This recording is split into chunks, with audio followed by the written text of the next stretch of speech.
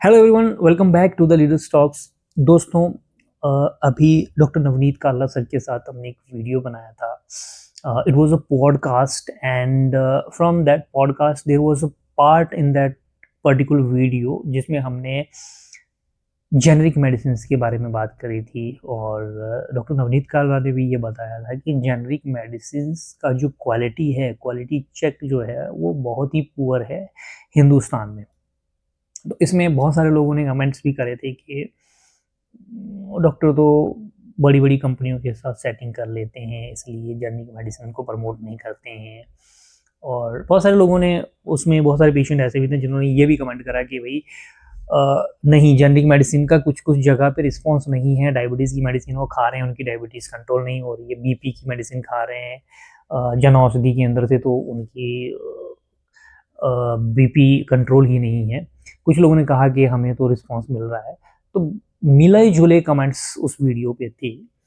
तो मैं उसी टॉपिक से रिलेटेड एक नया टॉपिक आपको इसी में बताऊँगा कि जो मेडिसिन्स हिंदुस्तान में बनती हैं और जो मेडिसिन हिंदुस्तान की पब्लिक को सप्लाई होती है, और जो मेडिसिन यूएसए या फॉरेन कंट्री के जो सिटीजन्स हैं उनको सप्लाई होती है, उनमें बहुत बड़ा डिफरेंस होता है। उनमें क्वालिटी का बहुत बड़ा इशू रहता है। मैं ये नहीं बोलता कि पूरे हिंदुस्तान में मेडिसिन की क्वालिटी खराब है या सारी मेडिसिन खराब ही आ रही हैं। जो जेनरिक मेडिसिन है उनमें बिल्कुल भी क्वालिटी नहीं है, ये नहीं बोलता। लेकिन ऐसा क्यों है कि हिंदुस्तान के लोगों के लिए जो मेडिसिन हिंदुस्तान में बन रही है वो मेडिसिन अलग है, और जो मेडिसिन यूएसए के पेशेंट्स के लिए यहीं से मेडिसिन जाती है वो मेडिसिन अलग है। उन दोनों की क्वालिटी में फर्क है। ऐसा क्यों?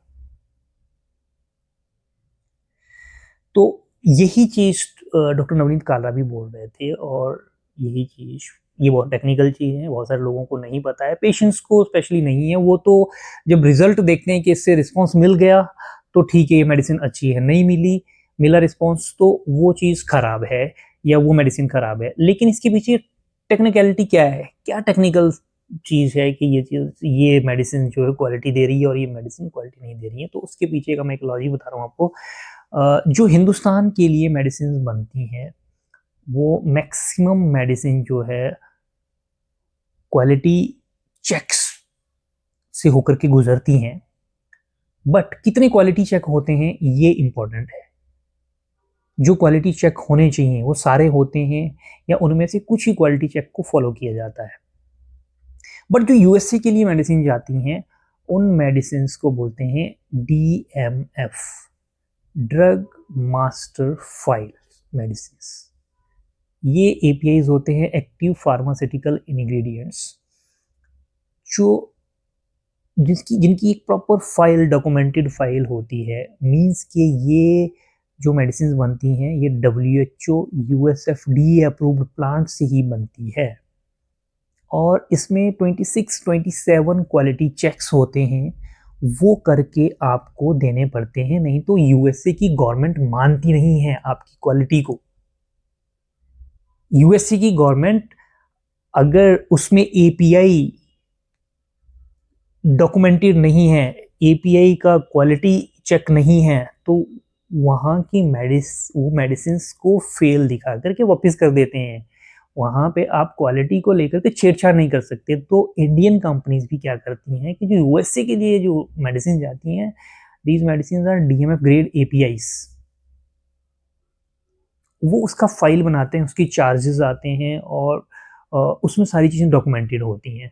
तो ये वाली मेडिसिन जो मानी जाती हैं, ये मेडिसिन हाई क्वालिटी मेडिसिन मानी जाती है। लेकिन इंडियन पेशेंट्स में ये मेडिसिन नहीं पहुंच पाती, क्योंकि इंडियन जो गवर्नमेंट है उसका ऐसा कोई लॉ नहीं है यहाँ पे कि आप किस तरह की मेडिसिन प्रोवाइड कर सकते हो, क्या क्वालिटी चेक रहता है, ऐसा कोई लॉ नहीं, हार्ड एंड फास्ट रूल नहीं है यहाँ पे। इसीलिए क्या है कि इंडिया में क्वालिटी को लेकर के सब लोगों के एक अलग अलग मत हैं।